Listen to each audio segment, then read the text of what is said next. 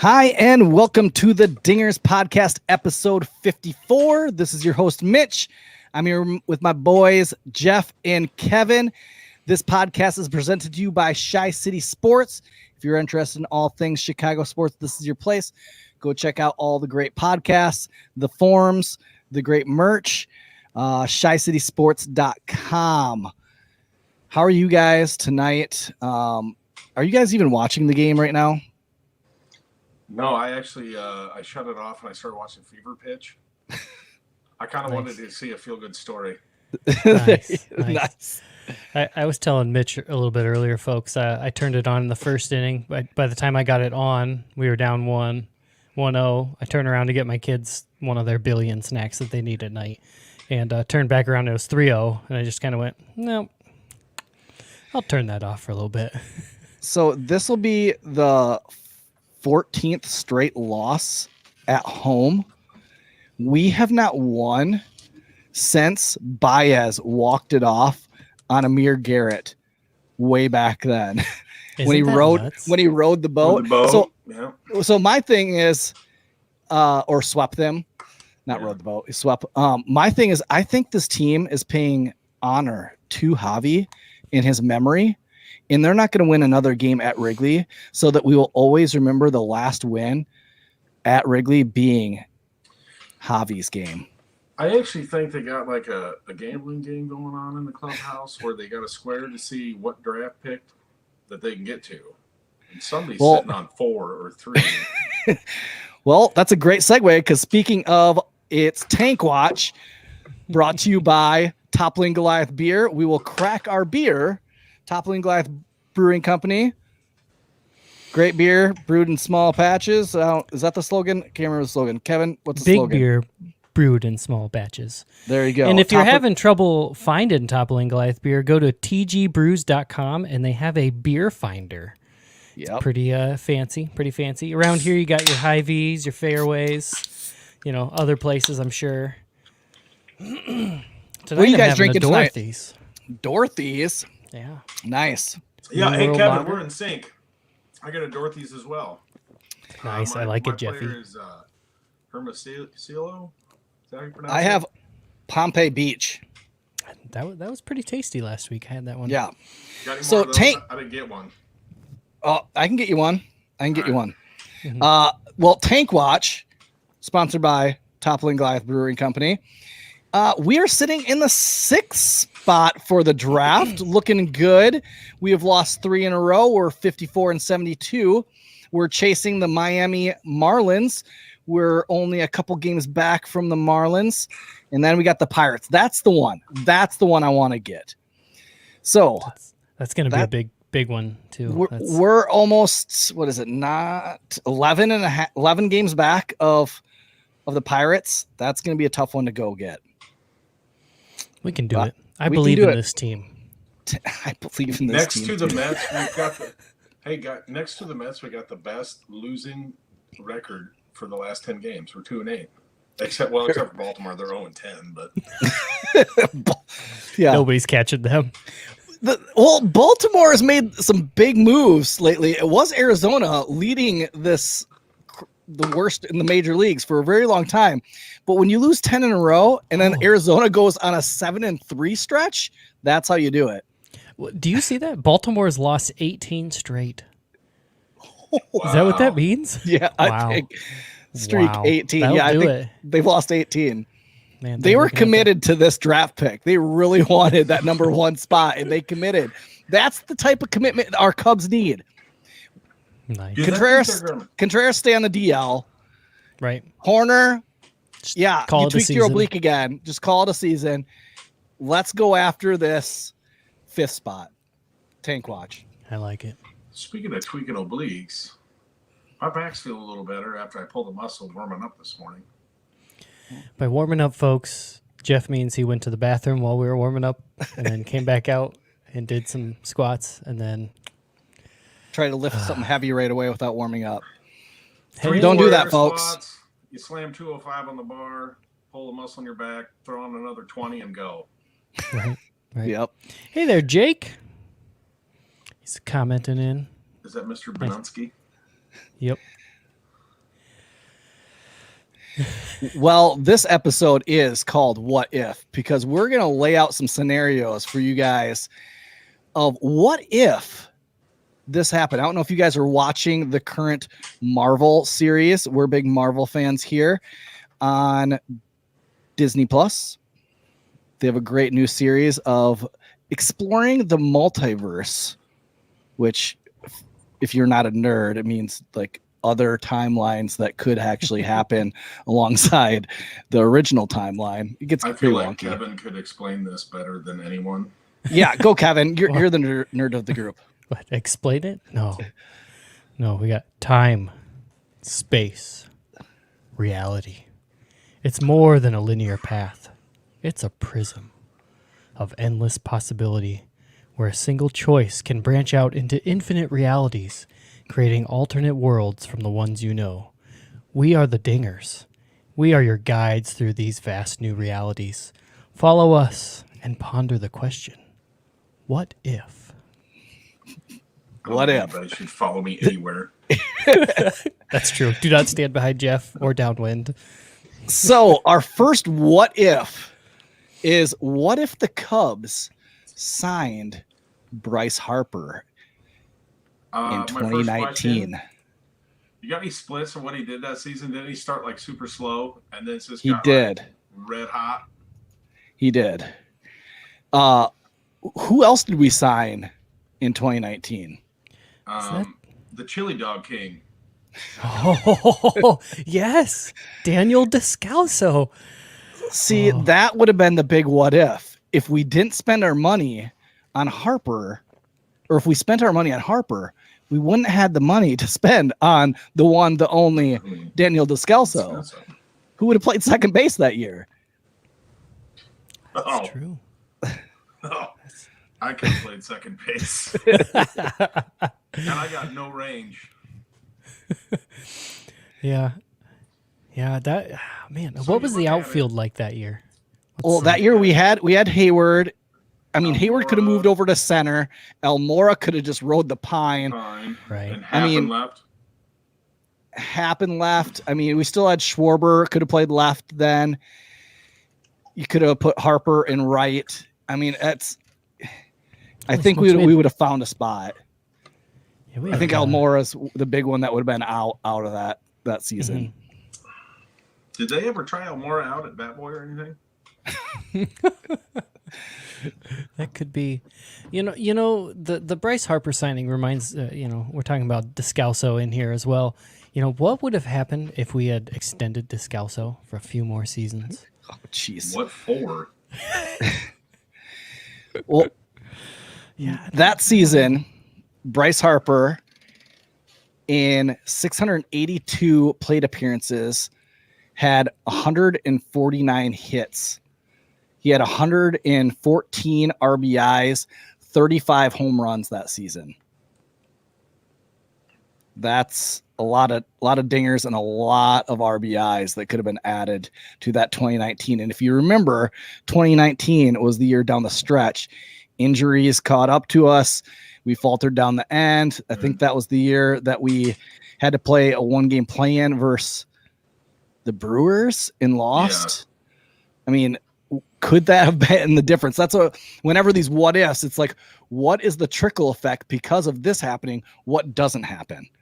Right. So in 2019, if you would have signed him, then, and let's say we would have went to win the World Series, would that have sparked this front office to go and spend money and re-sign one of the core? Or are they giving these guys, like, it's these what if questions of like, what happens as a result of this signing? Yeah, and later in that season, who'd they pick up at the trade deadline in 2019? Well, 2019 was that Castellanos that year? That was Castellanos this year. Yeah, that's interesting.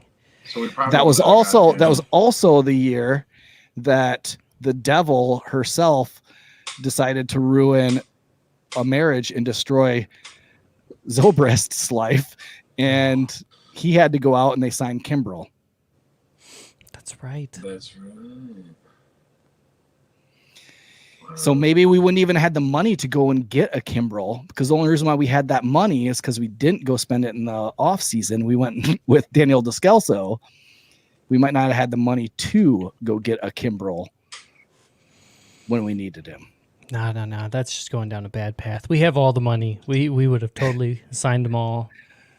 I could imagine, they go on a World Series run, then they sign Nick Castellanos to a long-term deal right at the end of the season. Well, They've you already probably got wouldn't have Harper. got Castellanos, because then Harper would have been out in right field. You would never have gotten Castellanos at all. No, you never would have. Kevin, I'd like to see your checkbook to see if it balances. Nicky Big Stick would never have graced us in the friendly confines. Never would have. And he was one of those pickups where I looked at like his numbers in Detroit and I'm like, he seems kind of mediocre. But all he did was hit dingers. Dingers and doubles for the Cubs. Yep. Cried. All right. Well, I know a lot of people really wanted that Bryce Harper signing. I was one that really wanted that, but I'm glad it kind of didn't. Harper's killing it this year, but he's still he wouldn't have changed anything with this lineup. That's not the type of signing that we needed in 2019. No. To diversify this lineup, we needed another Zobrist, and that's why we didn't win that season, is because Zobrist was gone. We needed somebody else that could just make contact. And so Daniel Descalso definitely wasn't that. Unfortunately. The next what if is, what if we never traded for Sami Sosa? Well, I think that trade right there, the majority it's look at that creepy, picture. Dude. It's super creepy, man. That is the thinnest mustache. Creepy. He looks like the villain from Frosty the Snowman. The magician. Or what was it? Is it Snidely Whiplash? Yeah. But no, if we don't trade for Sami Sosa, I think the majority of the fans that go out to Wrigley Field to watch the games, I don't think they'd be there. Yeah. I think he brought a lot of the people, that filled the stadium there in the early mid 90s, the late 90s, and then when they kind of started building around him there, 98, 99 in there. I think that's what like people our age remember the most. That's what brought me back into paying attention to baseball, was the long gone summer. Right. It was always in the news. I was seeing it everywhere. My dad were talking about it most mornings or whatever, checking out the newspaper, seeing who was in the reading lead. the box score in the newspaper. Right, yeah, and just checking. I'll have Mitch put up a picture of a box score so you younger kids will know what we're talking Jeepers. about. I'll have to give me some time. The one thing is, the Cubs traded George Bell for Sami Sosa. George Bell was coming off a season for the Cubs where he finished 4th in the MVP voting in back-to-back seasons where he was an all-star for the Cubs. So that was kind of like a risky trade. I mean, the Cubs were going after pretty gutsy to get a guy that I think the White Sox had kind of given up on. A lot of people didn't see the potential in Sosa. And even early on, you knew that he was going to swing and miss. He had a lot of strikeouts, and he kind of just rode that out. But you hit on it, Jeff. Like, what Sami Sosa did for this organization when we had just come off a really difficult time in the late 80s, 90s, when we let Maddox walk for just a mere $1 or $2 million that we didn't want to spend, and let him walk and go to Atlanta. And I feel like that was like the group that a lot of people, especially I grew up watching, was Grace, Sandberg, Dunston. And in that, Sosa was the transition, I think, to the new group, with him being the one that everybody wanted to go see.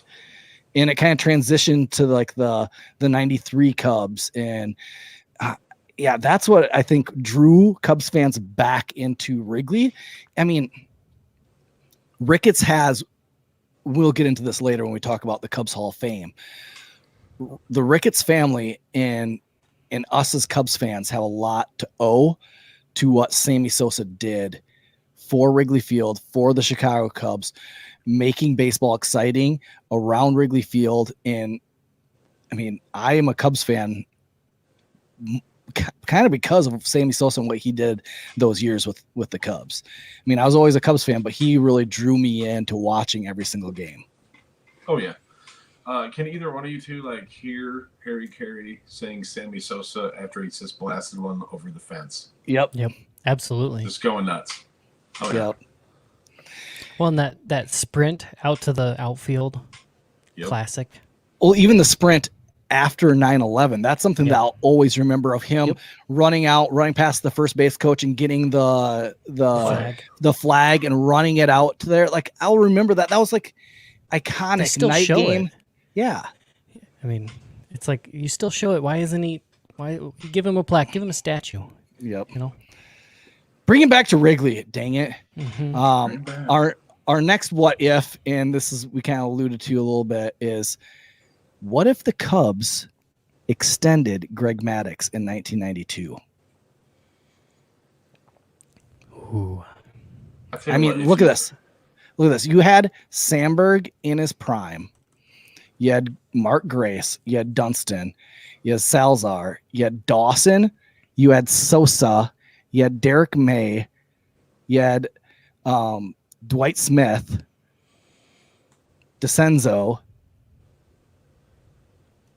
That's a good lineup. Right. What I don't understand is how cheap they were back then, and it's kind of come full circle. They're cheaper now. But with Maddux, I mean, you only need maybe two more solid pitchers, and you're going to have a great season with him anchoring your pitching staff. Now, can you imagine if you would have had a pretty solid pitching staff behind the lineups that the Cubs had, for offense? That team hit for contact, and it hit for power. Yep. When you had Grace hitting doubles like crazy, you had Sosa and you had Dawson with the power, Sandberg with power. That's when Sandberg started hitting a little bit more long balls late in his career. Yeah. Mm-hmm. The thing is, you look at the 1992 and the 93 standings, like the 93 standings without Maddux. So the 1992 season, the Cubs finished in fourth place, 18 games back of the Pirates. That's when Bonds was with the Pirates, and that was the last year the Pirates were good. Bobby Bonilla. And then in 93, they finished in fourth place again, only 13 games back of the Phillies with John Kruk, Dykstra. So what would have changed? I mean, I'm saying if Greg Maddux signs with the Cubs go on to win the World Series in 93, 94. COVID never happens. Lives are saved. I think with Maddux, I think they win at least another 12 games. Oh, yeah. Yeah, he was a 20-win pitcher in 92 and in 93. I bet he probably won 20 more games for modern-day pitchers than almost any other pitcher. There can't be that many pitchers that recorded as many 20-win seasons as him. Because I think the majority of the years that he spent in Atlanta, he probably averaged somewhere between 29 and 30 starts. John Schmaltz never becomes who John Schmaltz is, and then we don't have to listen to him on ESPN broadcast games. More like John Schmuck. Oh, man, that right there is worth every penny. Maybe he would have been a professional golfer. So, yeah, I mean, I think a lot of things could have changed with this organization if we would have just kept Maddux over those years. I mean, I still remember in the early 90s watching World Series with the Braves and the Tomahawk Chop and in that, and my parents just my dad just fuming of these stinking Braves in the playoffs every stinking year. 13 years they won the division. That could have been us. If we would have just spent the money. Yep. And I can't remember, and my dad will correct me later because he listens to the episodes. I can't remember if it was him or if it was my grandpa. One of them followed Maddux when he went to Atlanta. So also we would kind of keep track. We kind of keep track of them, or they'd bring it up in conversation and stuff like that. Because that was a name I remember hearing a lot. Was Greg Maddux, and every postseason, if you were gonna watch a team, you were always watching the Braves. Oh yeah, I remember watching the '92 World Series when they all lost to the Twins. Yep. That was an epic series, but I remember watching him play against the Yankees all the time because my friend was a huge Yankees fan. Mm-hmm. All right, next one. What if Schwarber never got hurt in the 2016 season? Well, there'd be a lot. What would have changed? There would have been a lot more like day-to-day like roster shuffling, especially if they wanted his bat in the lineup. Because early in his career, he could hit really well, consistently. So with him not out in left field, you could put. I think they had Zobrist out there quite a bit. Zobrist, which allowed Javi to play second, and they had Addison playing short that year. Yep. That's what they did in the playoffs a lot. Yep, that was what. During the season, though, you had. I remember they put Contreras out. I remember I went to a game in 2016 to Wrigley, and Contreras was starting out in left field because they had Montero and Ross as the catchers. That Contreras was playing quite a bit out in left field, and he did a pretty good job. I know they had Soler, they had Almora, they had Kalish, they had Caesar. They had some other guys out there. But do you think that it would have helped the team, or do you think it would have hurt the team of him getting hurt? I mean, things played out the way they did. We won the World Series, right? How we're supposed to. But do you think it would have changed? Would we have won as many games? Because I mean, the legend of Schwarber is that in the 2015 season, he played some, not a lot. Came up in the middle of the year, hit a couple bombs, went down, came back up, had a great postseason. He hit the bomb off the Cardinals and hit the video board. Mm-hmm. Just great things that happened. And then 2016, he gets hurt right away.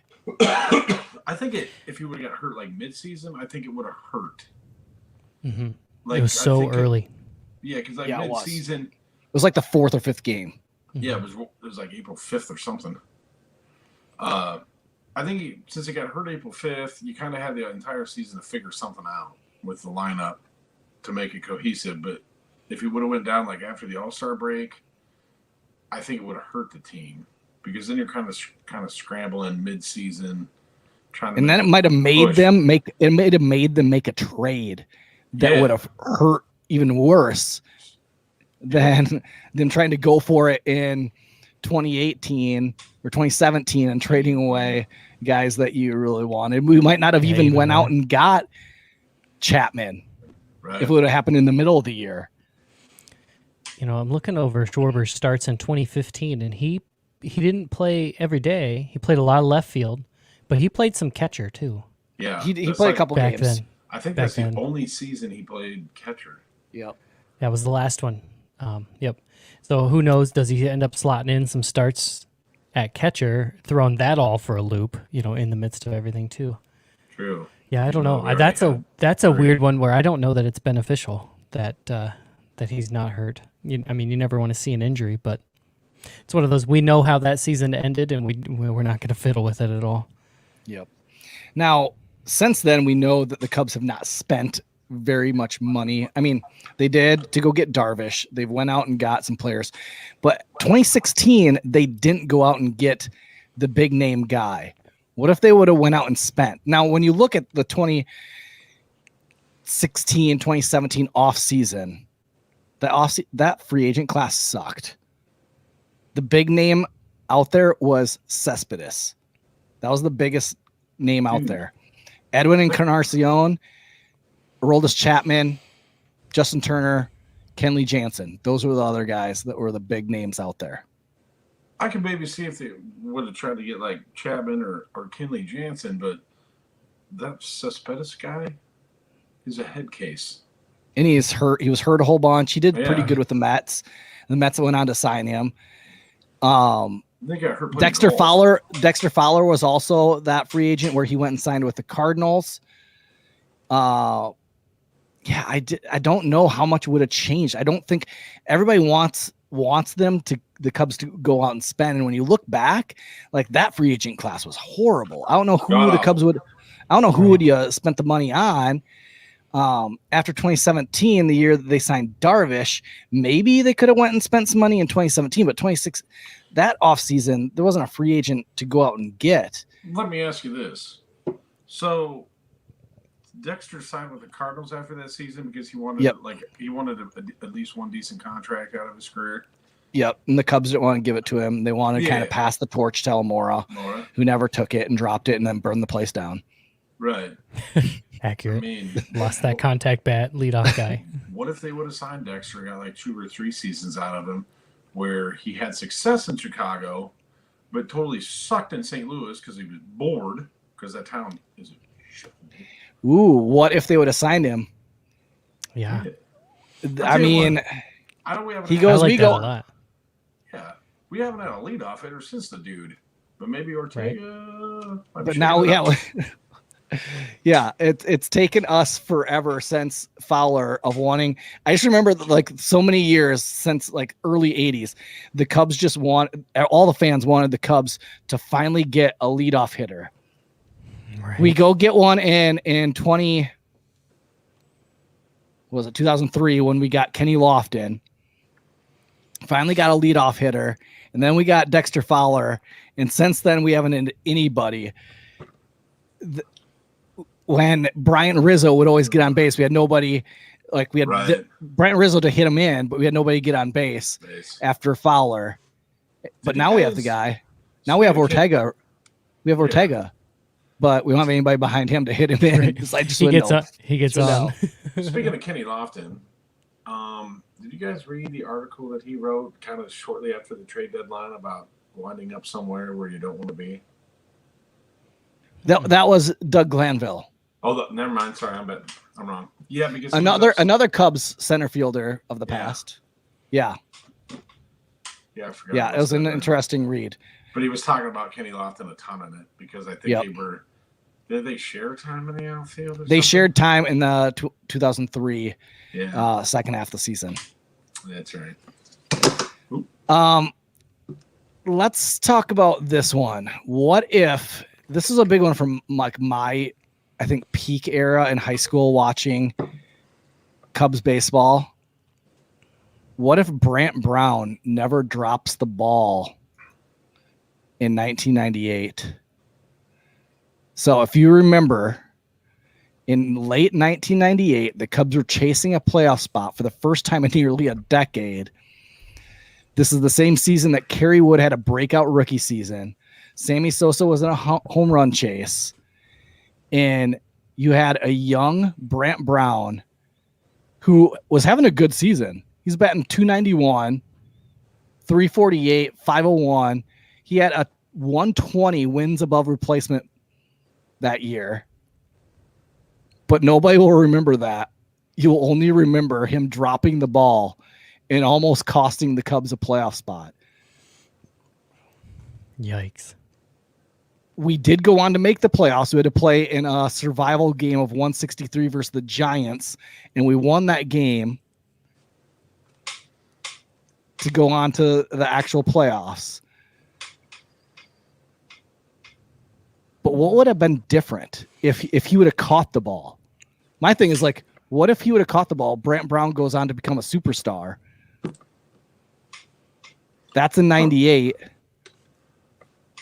So do you think that are you saying if he would have caught the ball, do you think that the Cubs would have won the World Series sooner and ended the drought sooner? Is that what you're saying? Yeah. They might have won it that year. I mean, they would have had Sosa and Brown in the outfield. Just together, the two of them at least. Boy, I don't and know. You got that Kerry Wood guy. Interesting. I mean, it's kind of bizarre that he dropped one ball and then got traded, and then his career fizzled out after that. Well, he went to the Pirates. He went to the Pirates. Well, right. I mean, that's a career killer for anyone. I mean, so yes, after that season, the Cubs traded him to the Pirates for John Lieber. John Lieber went on to have a great career with the Cubs, pitched really, really well for 4 years with the Cubs. But just think of like that 1998 season, they had Henry Rodriguez out in the outfield. They had Mark Grace. They had Lance Johnson, if you remember him. He was kind of a spark plug out there. Mickey Morandini, Jeff Blauser. Mickey Scott Morandini. Service and Sami Sosa. Brant Brown had a great season of like kind of being the fourth outfielder spot. I just remember that game and Harry Carey. Put the picture What? back up. Is that maybe you should have taken the sunglasses off? Yep. Yeah. Is it a night game and he's trying to catch the ball? No, it was a day game. I remember it was against the Brewers. I remember Ron Santo's call of just like, oh no, like just going nuts when he dropped the ball. And like that was like towards the end of the season. That was like do or die. Like the Cubs needed those wins. And he's not the first Cubby to drop a ball during a day game and then get traded. Sorry, Brock. But I think we could have maybe won a World Series a little bit sooner if it wasn't for Brant Brown dropping some balls out there in the outfield. Possibly. We also could have won a lot sooner if Steve Bartman had them. There we go. Let's get into what if Bartman play never happened. I think they win Game 6 and they go on to the World Series. Yep. Or do you just think that something else would have happened? Oh, yeah. No. I think that if Bartman wasn't there, another foul ball would have gone somewhere else and something else would have happened. No. I think it was destined that was the Baker. The watcher would not have allowed that not to happen. That's true. I blame Dusty Baker because he kind of let him. Okay. I don't know what was that, 6th, 7th inning? If it wasn't Moises Alou, it would have been Brant Brown. Brant Brown would have had a great career. We would have never signed Moises Alou, and then Brant Brown would have not dropped the ball in '98. He would have dropped it in 2003, and Bartman would have cost him, and then it would have been Brant Brown throwing the glove down. The multiverse. Yeah, I was just gonna say, I was like, in the universe where he does catch that ball and it's not Bartman isn't there, somebody's coming from the TVA to reset that timeline. Like, nope, this isn't allowed to happen. This isn't part of the sacred timeline. Yep. The variant, Brant Brown, the variant. Gotta get there. You go. Bartman, the variant, by not doing a thing. Yeah. What show was this on? Streaming on? This one's on Loki. This one was Loki, but they're all kind of intertwined. Dude, get up with the Marvel, man. You gotta be cool. One of us. I'll give you my Disney Plus username and password. You can get caught up. One of us. It's Bartman sucks is the password. You can also get caught up on Bluey, my kid's favorite show on Disney yes. Plus. Yes, it's also my youngest favorite show.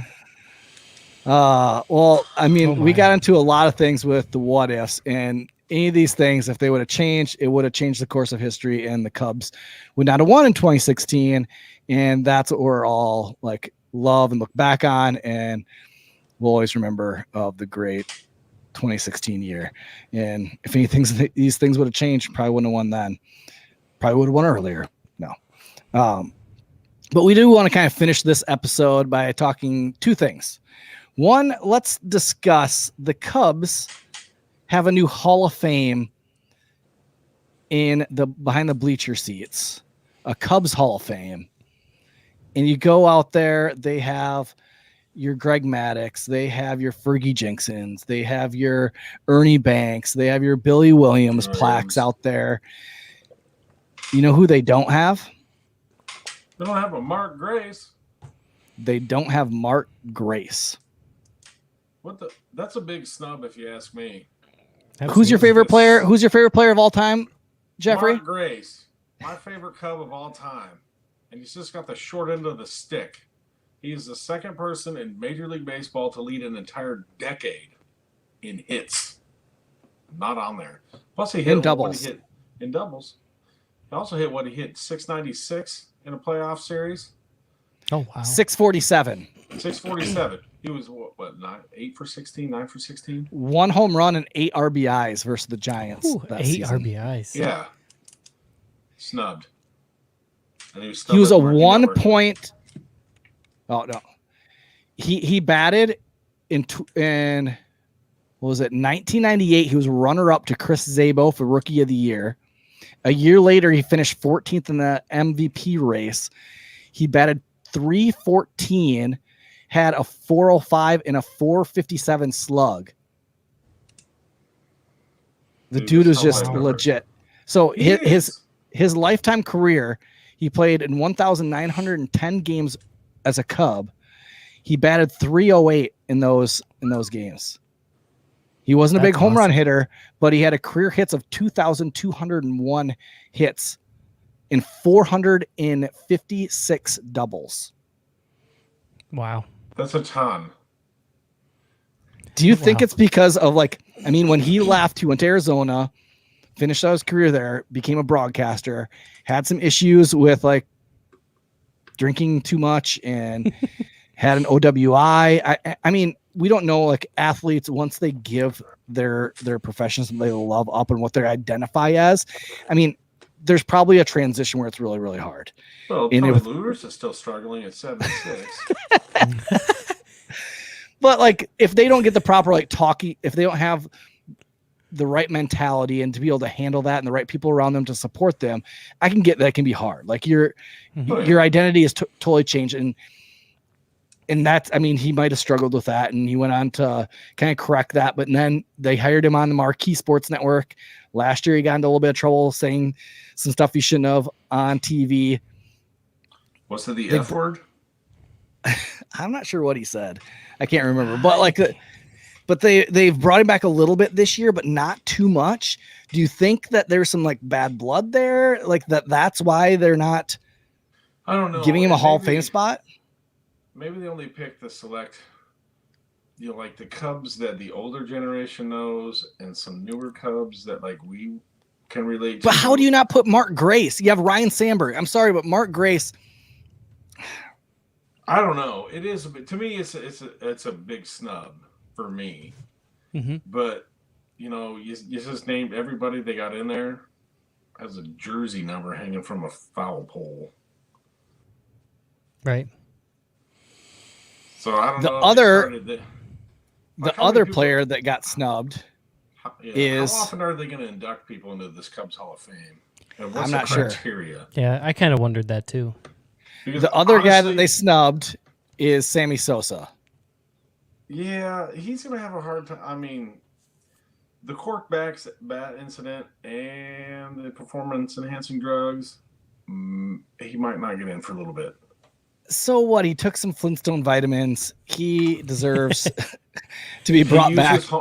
And he used his home run derby bat during a game by mistake. I mean, who wouldn't mark that as something else? I don't know. But I don't know. I look at Bonds has been welcomed back, but Sosa hasn't. I don't know. That's kind of who welcomed Bonds back. He was a hitting coach for a while. Well, yeah, and the Giants have welcomed him back pretty. He still comes around the ballpark. Yeah. Yeah. Willie Mays Hayes still goes to the ballpark. I'm just not sure he understands he's at a ballpark. The thing that we talked about earlier, what Sami Sosa meant to this organization. He did things that year that amazed people and drew people back to the game of baseball. He built what Wrigley is now. He did, and he deserves a plaque out there. He deserves to be welcomed back in the friendly confines. Next year, they better have, and maybe they're doing this. Maybe they're waiting to have a big celebration next year when there might be more fans and more eyes on the Cubs, and they welcome him back and have a huge celebration of awarding him a plaque. And I hope that they do the same thing for Grace. See, that's what I was curious of, how many inductees are they planning on having every year? Or, and how, what the criteria is for getting into the Cubs Hall of Fame. I mean, if you're a New York Yankee and you wear the jersey for 5 years, you're automatically enshrined into the Yankee Hall of Fame, and they'll retire your number until they run out of numbers. Yeah, I don't know. Yeah, I'm trying to find the list of nominees that they started with, first ballot. Yep. Cubs. I don't know, but I can't find it. Yeah, you had to guess that the numbers that are on the foul pole were getting in there first. Okay, it says here's a report. The Chicago Cubs on Thursday inducted 56 members into their new Hall of Fame. There's no arguing over ones who made it, but naturally the Cubs are being the Cubs created controversy by not having the one, the only Sami Sosa. And when you see the list of these guys, you have Rod Beck, Carlos Zambrano, Eric Karros, Jody Davis, Tony Campana, Steve Traxel.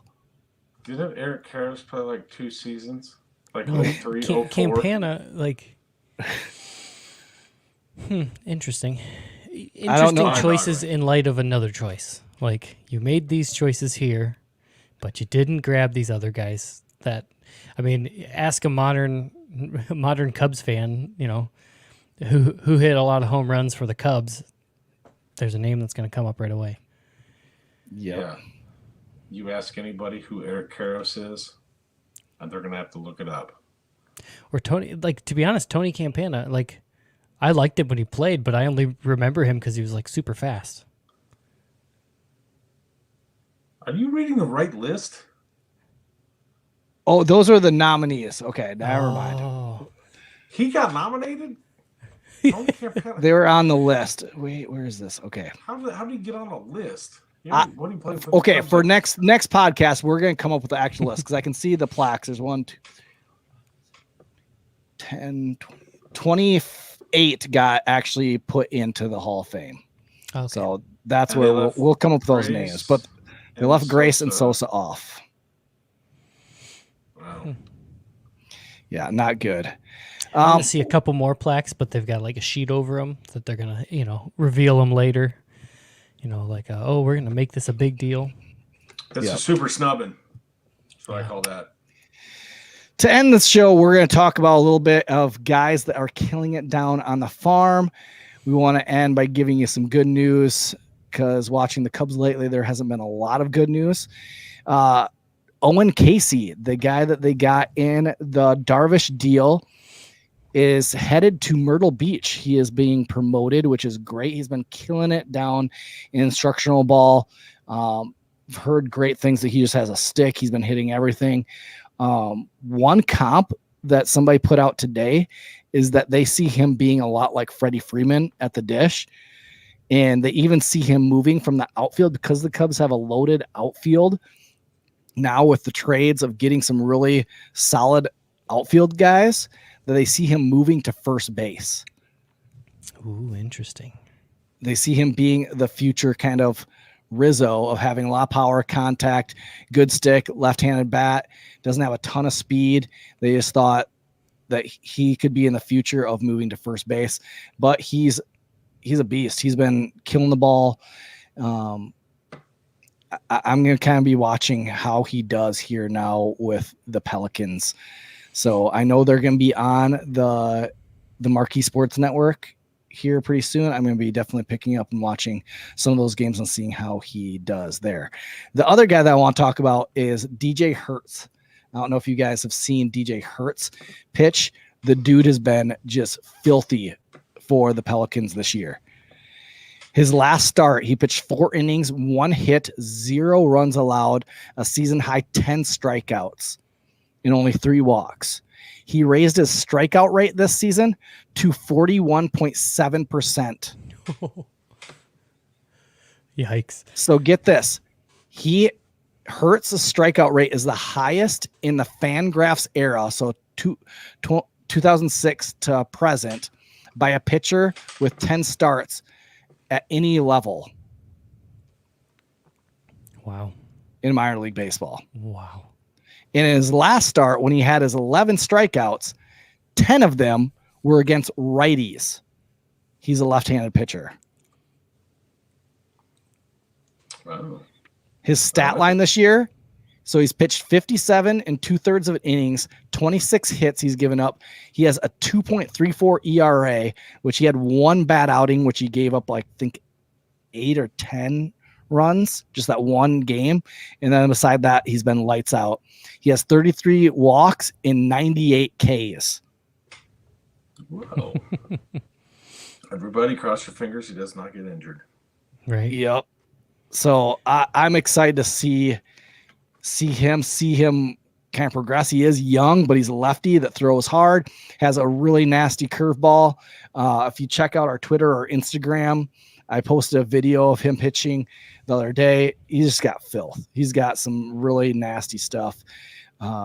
Really excited that we have some good pitching. We've talked about it before that we have really good bullpen arms in the upper levels of our system.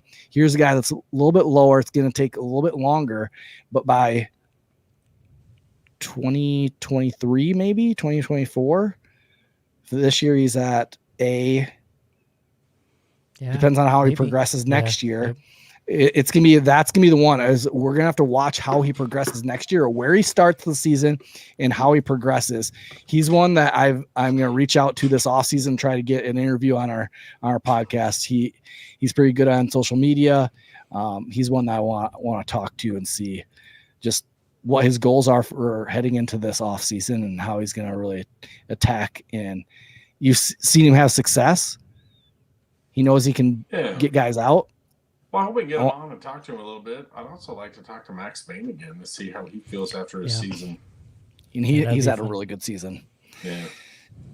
So I'm going to jump in totally just based on our theme. So I've been watching Twitter. We're talking about Marvel.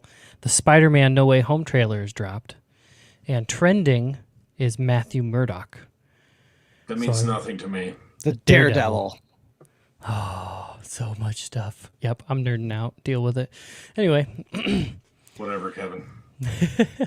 So if you look at the Cubs, Spider-Man is basically Sean Dunston, and Matt Murdock is like Daniel Descalso. No, not Daniel. What? I don't know. I don't know where I was going with that. Yep. See what I got to put up with, people. Yep. Oh, man. So stoked. Anyway. So don't forget to go out there and get some Typling Goliath beer, folks. You know, got to enjoy that. A pseudo soup. No, I'm enjoying it. It's something new for me. You know, I'm your typical blue-collar worker. Anything cold and domestic normally, but I've enjoyed the Typling Goliath beers that they gave us to sample. They have repeatable drinkability. Yep, Toppling Goliath beer. Get some. It helps you get through all these really tough to watch Cubs games. So got Tank Watch and Tank Watch. Here we go. Yep. All right, that does it for episode 54 of the Dingers podcast. Thanks for listening. Yep. Anything else to say? Go Cubs. Go Cubs. Good night, John Boy.